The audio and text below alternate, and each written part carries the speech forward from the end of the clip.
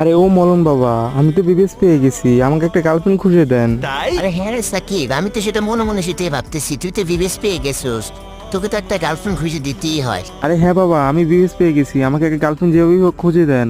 আরে হ্যাঁ সাকিব, আমি তো তোর জন্য গার্লফ্রেন্ড খুঁজতেছি। আমাদের মরণ বাবার যে মাদারটা আছে না, ওই জায়গায় শুধু একটা মরণই আছে।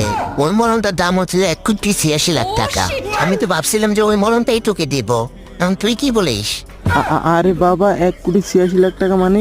যাক, কোনো সমস্যা নেই, আমার কাছে এখন বিবেচ আছে, আমি 1,86,00,000 আমি তার বেশি হলে আমি মলন নিবই, ঠিক আছে? আপনি আমাকে যেভাবেই হোক একটা মলন ব্যবস্থা করে দেন। আচ্ছা সাকিব, তাহলে আমি আজকে যাব, আজকে যে আমি তোর জন্য ওই মরণটা আনবো, তুই আমাকে বিকাশে টাকা পাঠিয়ে দিস। আচ্ছা মলন বাবা, ঠিক আছে, আপনি যেহেতু যাই হোক আমাকে ওই মলনটা এনে দিবেনই। তুই কোনো টেনশনই নিস না সাকিব, আমি ওই মরণ বাবার মাজার থেকে আমি তোর জন্য ওই মরণটা নিয়ে আসবই।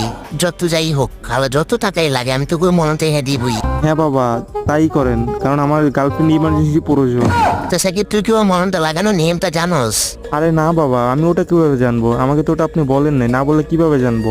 আচ্ছা তাহলে শোন, আমি তোকে মরণ লাগানোর নিয়মটা বলে দিয়েছি। তুই দুপুর 2টার সময় ঠিক সোশ্যালে চলে যাবি। ওই জায়গায় গিয়ে তুই পুরা গায়ে মরণ লাগিয়ে তুই আস্তে আস্তে শুয়ে দেখবি, তুই দেখবি তোর পাশে অটোমেটিক মেয়েরা কিভাবে ঘুরতেছে। তুই আমার নিয়মটা যেভাবে আমি বলছি ওভাবে তুই মরণটা লাগিয়ে দিস। আচ্ছা বাবা, ঠিক আছে, আপনি যেমনি বলবেন এমনি হবে।